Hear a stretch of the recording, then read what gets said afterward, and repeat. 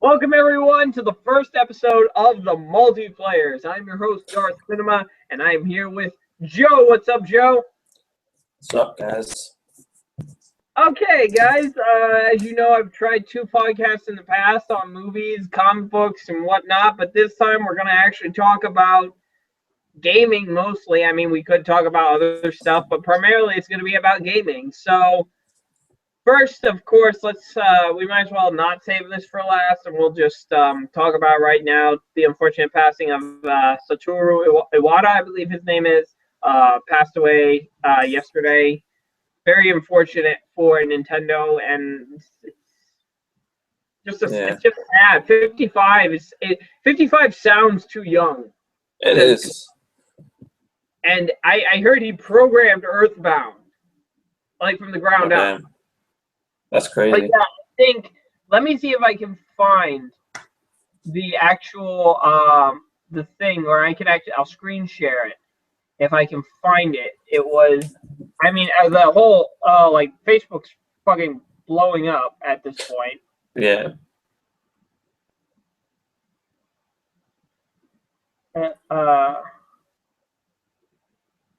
Let me see. Where are you?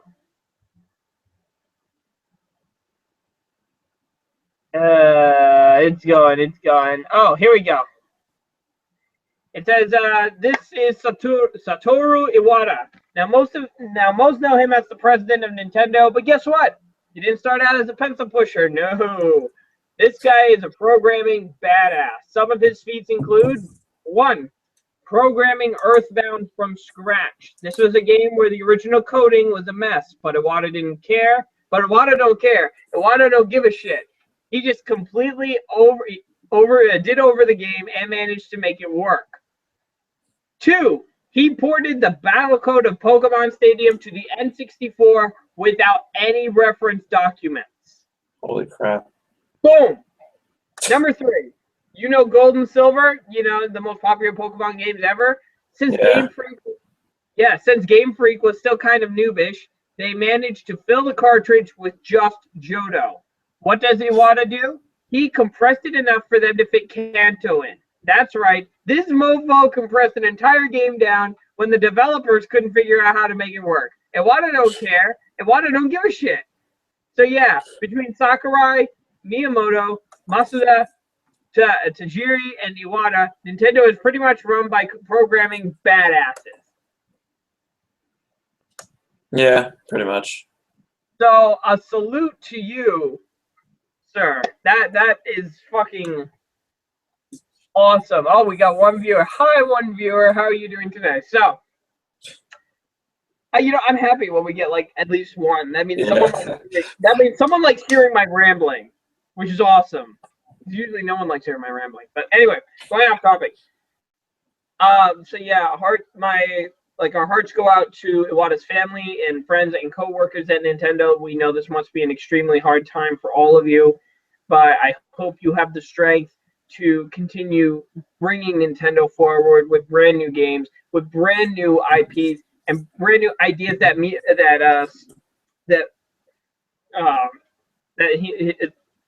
he himself will be proud of. Iwata will be proud of that. I mean, it's the thing where you progress forward in their memory and you try to do new things. You take risks, and Nintendo did take risks, and they're still trying to. It might not look it, but they're trying. So let's hope that Nintendo can find that drive to push forward again and take its place next to Microsoft and Sony. So take back that throne. Yeah, please take it back. So now let's talk about probably the biggest thing today. Biggest thing today is we're going to be talking about Batman. Yep. The game that had a PC port so horrible that Assassin's Creed Unity looked at it and laughed. Yep, that one game. And what do I think about it? I liked it. Yeah. I loved it. Now let me give a little bit of backstory so you guys don't think I am just fucking Batman fanboy.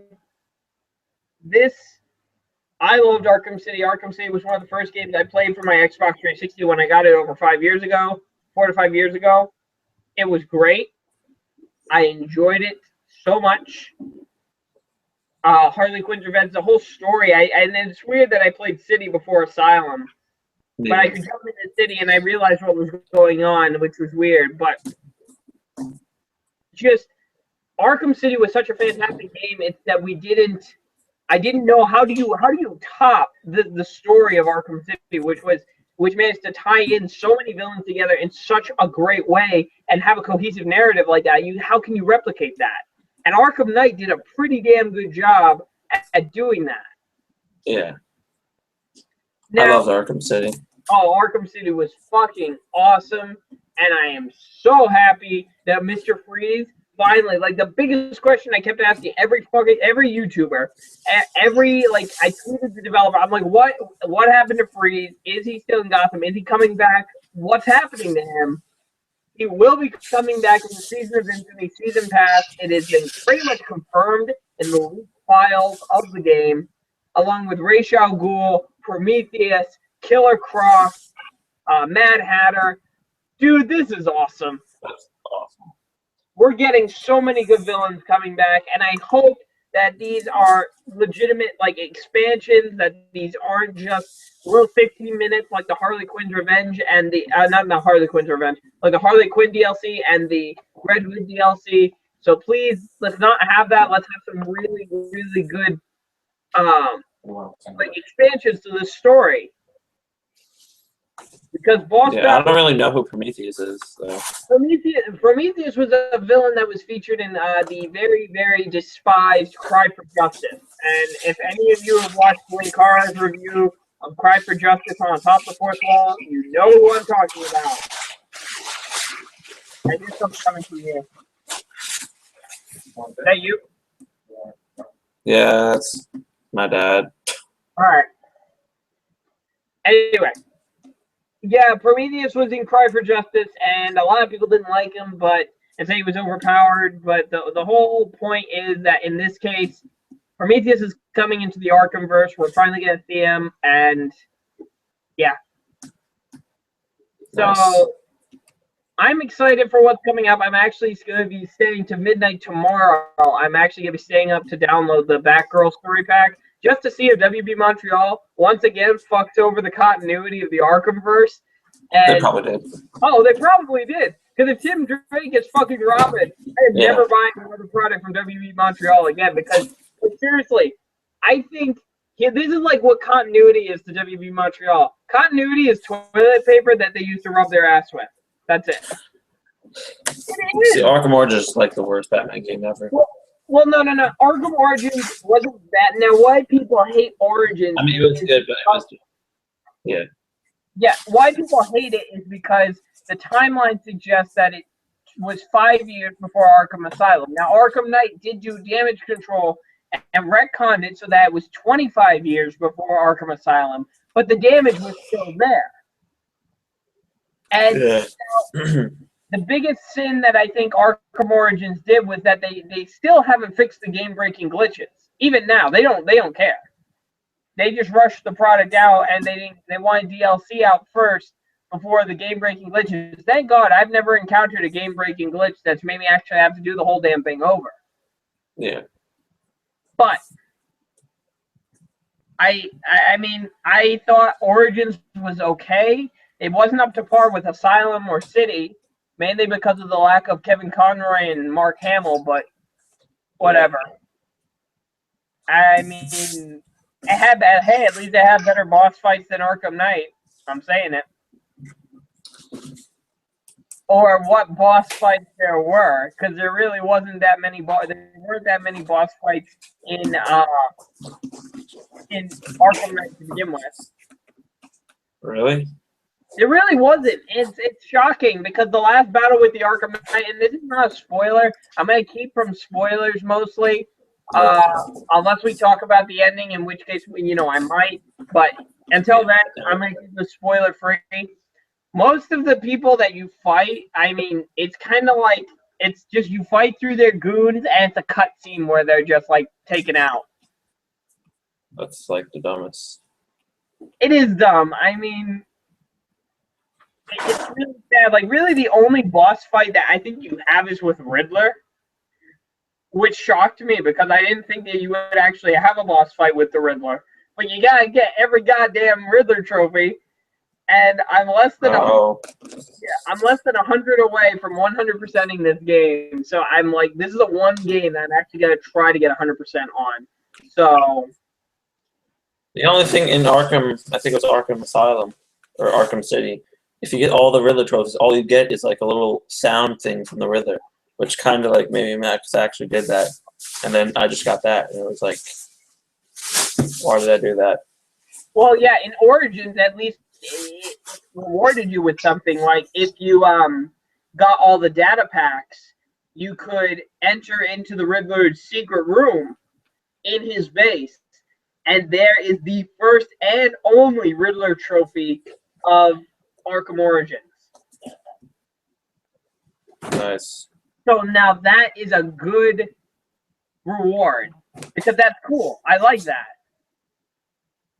But I mean, when it came to Arkham City, at least you had some payoff with what happened to Joker. I mean, not Joker, with Riddler, and this definitely pays off. Like the Riddler has stepped up his game, and his riddles are pretty challenging to solve. Some are easy, but some are actually legitimately difficult. And if I didn't have the guide, I have the collector's edition. Well, not collector's edition, but I have the strategy guide here, collector's edition guidebook, where these Riddler trophies are and how to get them. I mean, I don't use it unless I absolutely have to, but there are some that it's just like I don't even fucking know. But, no, I did end up finding a way around a glitch, I guess, in the game because there was one Riddler puzzle that you needed the line launcher for, and you couldn't use the line launcher because there was nothing there to loop onto. So I went out, I glided around, and I shot straight in, and I'm like, I win. Boom. I probably didn't solve it the way you wanted me to, but too bad, I got it. I don't care. That's awesome. So yeah.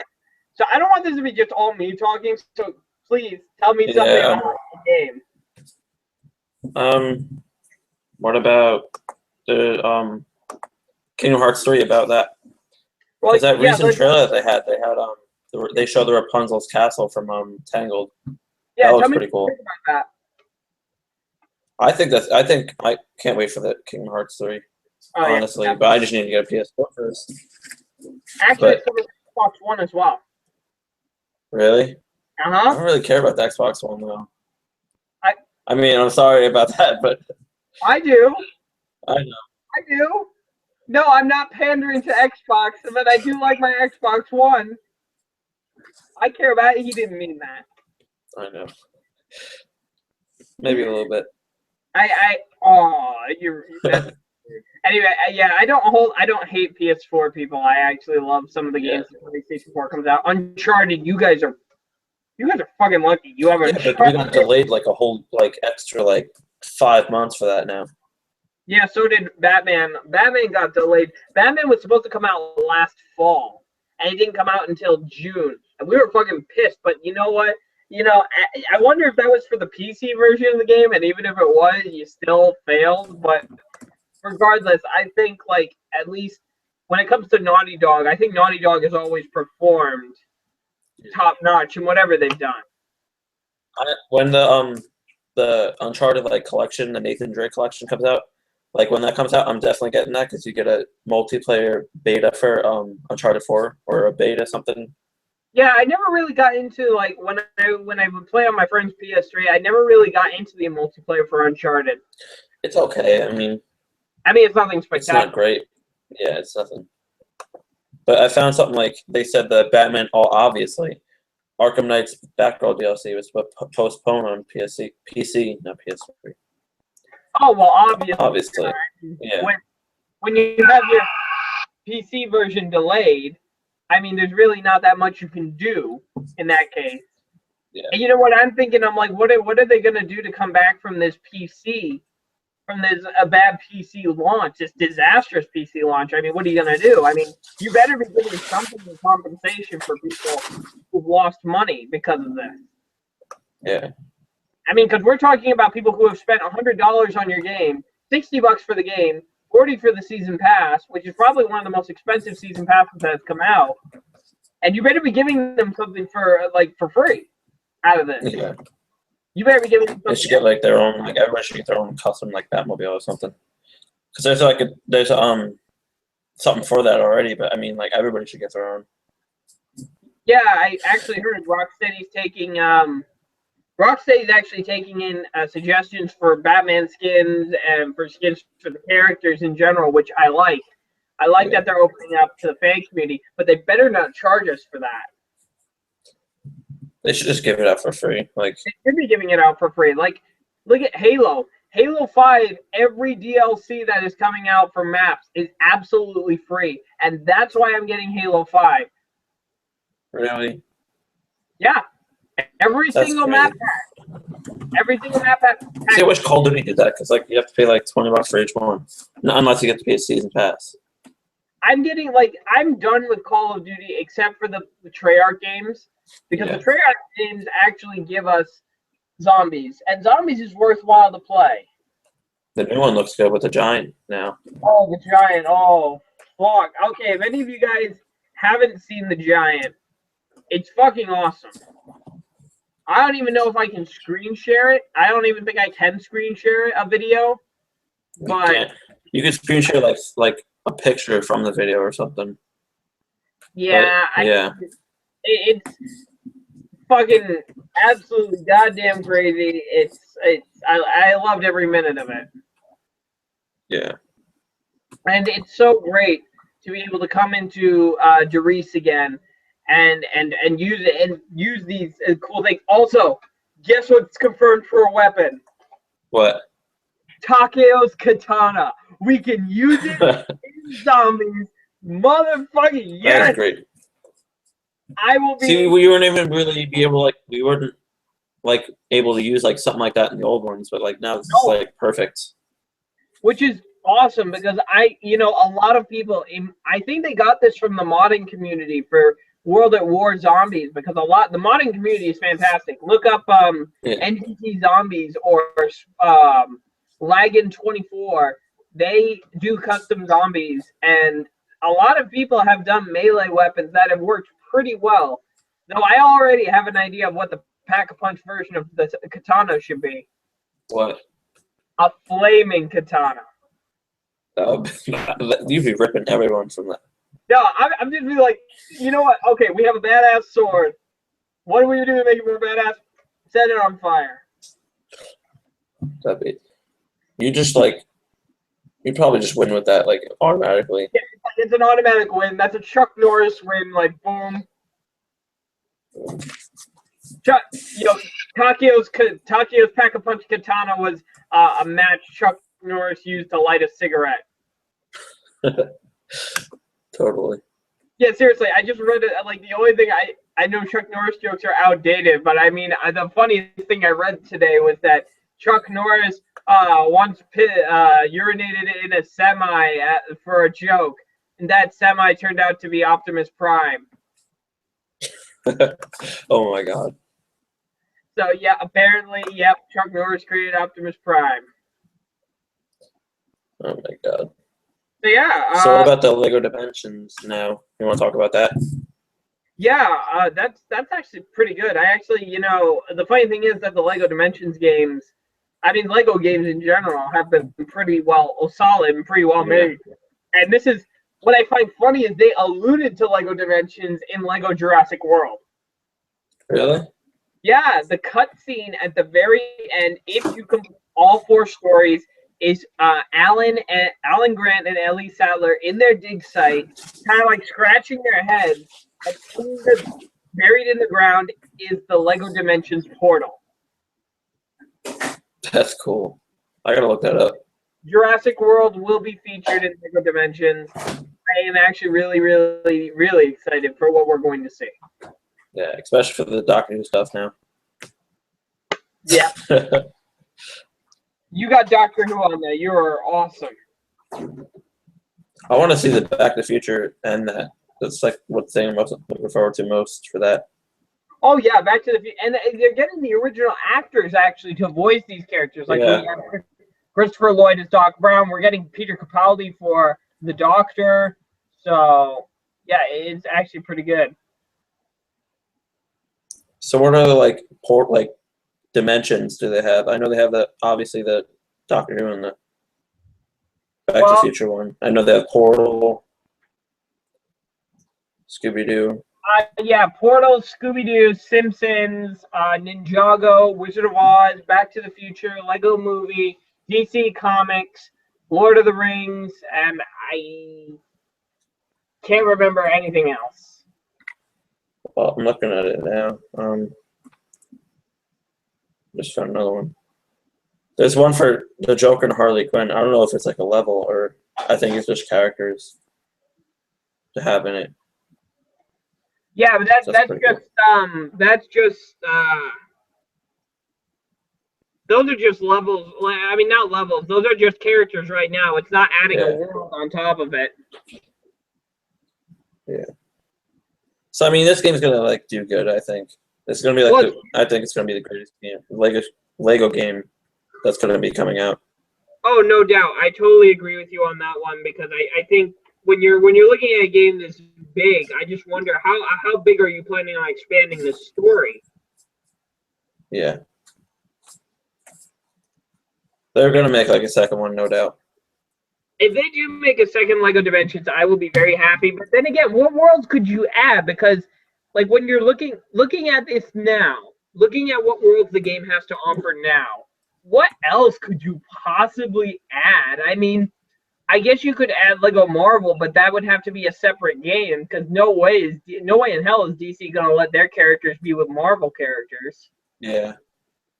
Even though that would be awesome for a Lego game, and I would totally buy that, and so would everyone else.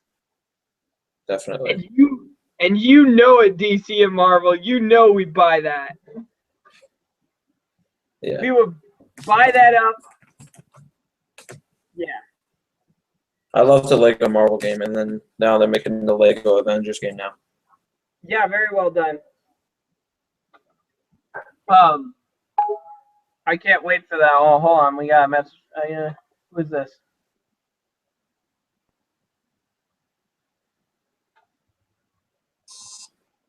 So, yeah. Well, anyway,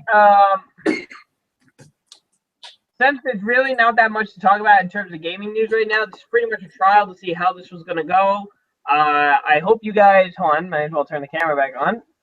I hope you guys enjoyed this episode of the Multiplayers, episode 1. So please, guys, if you enjoyed this, please give us a like, give us a comment, and consider subscribing. I just broke 300 subscribers, so thank you all so much for those who have stuck around to witness my descent into madness. But thank you guys for being on this ride with me. It's been an absolute pleasure, and I hope to see you guys soon in the next episode and in my next video. So take care, guys. Bye for now, and we'll see you next time. See you guys.